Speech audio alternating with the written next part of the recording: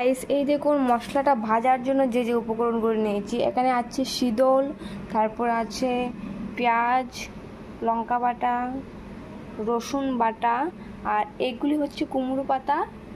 তো এটিকে আমি কুচি কুচি করে কেটে এখানে দিয়ে দিয়েছি। আর এখানে আসছে সমস্ত রকমের মশলা, আর এখানে আমি তেল গরমে বসিয়ে দিয়েছি। আর এখানে হচ্ছে কুমড়ো পাতাগুলি, এটাকে আমি লবণ দিয়ে ভালো করে মাখিয়ে রেখে দিয়েছি। এভাবে খেলে কুমড়ো পাতাগুলির যে কুমড়ো পাতাতে যে কাঁটাগুলি থাকে না, এটি আর লাগবে না। তো এটাকে এইভাবে নরম করে নিতে হয়। তো এবার আমি এটাকে ছেড়ে দেব। আমার তেল গরম হয়ে গেছে।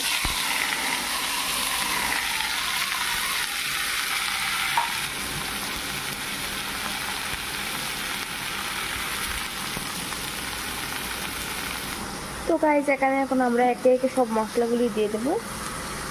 এখানে প্রথমে অল্প পরিমাণে একটু হলুদ দিলাম,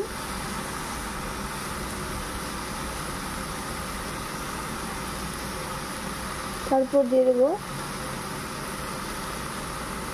লঙ্কা গুঁড়ো পরিমাণ মতো,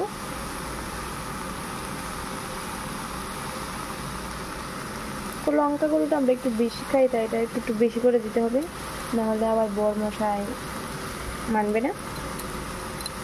তো আমাদের সব কিছু দেওয়া হয়ে গেছে। তো এখন আমরা দেবো এটাতে নুন, দেবো পরিমাণ মতো নুনও দিয়ে দিলাম।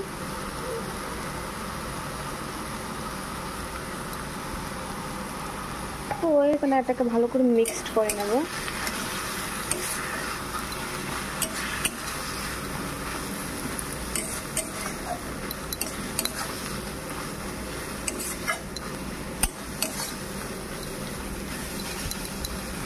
গাইস আমরা এটার মধ্যে একটু জল দিয়ে দেবো, আর একটু পেঁয়াজগুলি ফুটতে হবে। তো গাইস এই দেখুন এখানে আমার মশলা ভাজাটা প্রায় রেডি হয়ে গেছে। তো এটাকে আমি একটু কষিয়ে নেব। তারপরে তো এখানে আমি পাতাগুলিকে আমি ভালো করে তুলে নিয়েছি। তো এখন এখানে মশলাটা দেবো, দিয়ে ভেজে নেব। তাহলেই হয়ে গেছে কুমড়ো পাতার বড়া। একদিন খেয়ে দেখবেন, খুবই টেস্টি হয় খেতে। তো গাইস এই দেখুন আমার মশলাটা পুরো রেডি হয়ে গেছে। তো এখন আমি এটাকে ভরে নেব পুরে।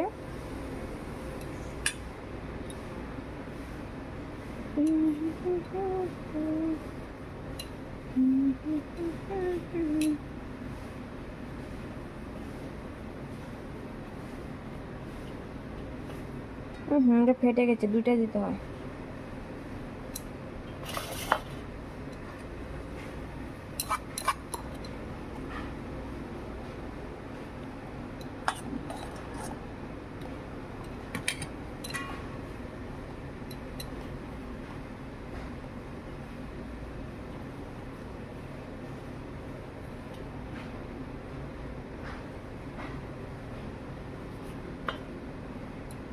তো গাইস আজকের পাতাগুলি ভীষণই বড় বড়, তাই এটা বড় বড় হচ্ছে। ওদিকে আমার কড়াইটাও গরম হয়ে গেছে। তো আমি আগে কয়েকটা এমনভাবে করে নেব। তো গাইস এখানে আমার বড়া বানানো রেডি। তো এখন আমি একে একে তেলে ছেড়ে দেবো।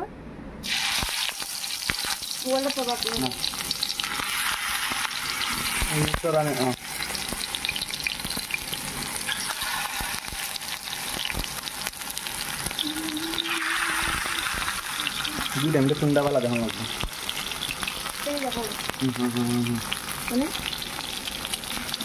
দুইটা তেলের মধ্যে তেলটা ভালো।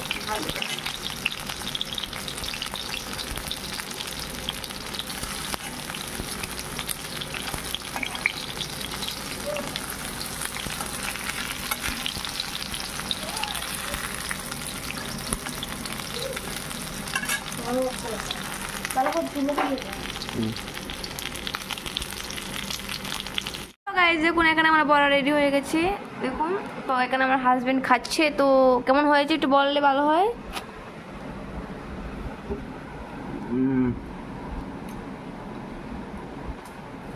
ভীষণ স্বাদ, ভীষণ স্বাদ। তো গাইস আপনারাও বাড়িতে এরকম একবার ট্রাই করে দেখবেন, খুবই ভালো হয় খেতে। তো একদিন ট্রাই করে দেখবেন কেমন লাগে। তো গাইস এতটুকুই।